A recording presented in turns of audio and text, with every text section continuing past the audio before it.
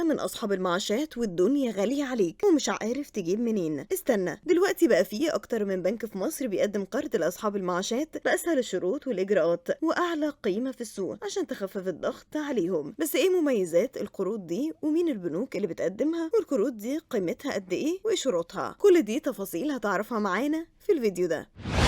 أصحاب المعاشات دلوقتي بقوا تحت ضغط كبير بعد ارتفاع الأسعار والغلاء اللي بقينا فيه، بس البنوك حلتها لهم وقدمت أكتر من قرض شخصي ليهم عشان يفكوا زنقتهم ويمشوا أمور حياتهم. مش بس كده، ده في دلوقتي أكتر من بنك بيقدم لهم قروض بمبالغ ضخمة عشان يقدروا يفتحوا مشروع ويبدأوا حياتهم من جديد، زي البنك الأهلي المصري اللي بيقدم فرصة كبيرة جدا لأصحاب المعاشات إنهم ياخدوا قرض شخصي نقدي ممكن يوصل لحد مليون جنيه، وكمان بفترة سداد مريحة جدا ممكن توصل لحد 10 سنين. طب ايه المميز في القرض ده؟ اول حاجه انه من غير ضامن، يعني مش محتاج حد يضمنك، وكمان مفيش مصاريف استعلام ائتماني، ودي نقطه مهمه جدا لاي حد بيقدم. ده غير انك تقدر تفتح حساب جاري في البنك ويتحول عليه المعاش بتاعك طول فتره السداد، وكمان البنك بيديك تامين مجاني على الحياه والعجز الكلي طول مده القرض، يعني لو حصل اي حاجه لا قدر الله اسرتك تبقى في امان. طب ايه الشروط؟ البنك قال شويه شروط بسيطه اهمهم ان سنك ما يزيدش عن 65 سنة وقت آخر قسط، ولازم تقدم بطاقة رقم قومي سارية، وكمان تعهد إن المعاش يتحول على حسابك في البنك طول فترة القرض. مش بس كده، أنت كمان عندك بنك مصر اللي بيقدم قرض ممكن يوصل لمليون جنيه وفترة سداد توصل ل10 سنين، وكمان بأقل سعر فايدة ممكن ومصاريف إدارية بسيطة، غير التأمين المجاني على الحياة. وفي مميزات كمان زي إنك ممكن تسدد ديون تانية أو تاخد قرض تكميلي بعد 3 شهور، وكمان مفيش مصاريف لفتح الحساب وممكن يتحسب لك دخل إضافي لو عندك. طب تقدم ازاي؟ الموضوع بسيط جدا، تروح أقرب فرع تقدم صورة بطاقتك وإيصال مرافق حديث وبيان معاش معتمد وخلاص تبدأ الإجراءات. ولو جينا البنك ناصر الاجتماعي هنلاقي إن القرض لأصحاب المعاشات أو الورثة أو حتى الناس اللي تقدر تحول راتبها، والشروط هنا إن سنك يكون من 21 ل 70 سنة وقت آخر قسط، وممكن يقبلوا أكبر من كده لو في ضامن، وكمان لازم تكون مدة خدمتك على الأقل 20 سنة وتحول المعاش أو الراتب على البنك. بس القرض هنا ما يزيدش عن 75% من قيمة المعاش، وسداد مرن لحد 10 سنين، وكمان تقدر تاخده لأغراض كتير زي جواز أو شقة أو حتى قرض حسن بدون فوائد لحد 10,000 جنيه، والإجراءات سهلة. محتاج بطاقة رقم تأميني بيان معاش لآخر 3 شهور وإيصال مرافق، ولو في ضامن بيقدم نفس الورق، والتقديم بيكون من أي فرع، والبنك بيحاول يخلص الإجراءات بسرعة. وكمان في بنوك تانية زي بنك التعمير والإسكان بيديك قرض يوصل لمليون جنيه بفترة سداد من 6 شهور لحد 12 سنة، وتأمين على الحياة مجاني، وسنك ما يزيدش عن 70 سنة، وتقدر كمان تنقل مديونية من بنك تاني. وبنك القاهرة كمان داخل في الخط وبيقدم قرض من 3000 لحد مليون جنيه بفترة سداد توصل ل 12 سنة، وسنك يكون من 21 ل 70 سنة، والفايدة هنا متناقصة، وكمان في تأمين على الحياة، والمطلوب بطاقة وإيصال مرافق وخطاب تحويل معاش. يعني الفرص بقت كتير قدام أصحاب المعاشات ياخدوا قروض بمبالغ كبيرة وتسهيلات كتير، بس أهم حاجة قبل ما تاخد أي خطوة تحسبها صح وتشوف هتعرف تسدد ولا لأ، عشان القرض بيساعد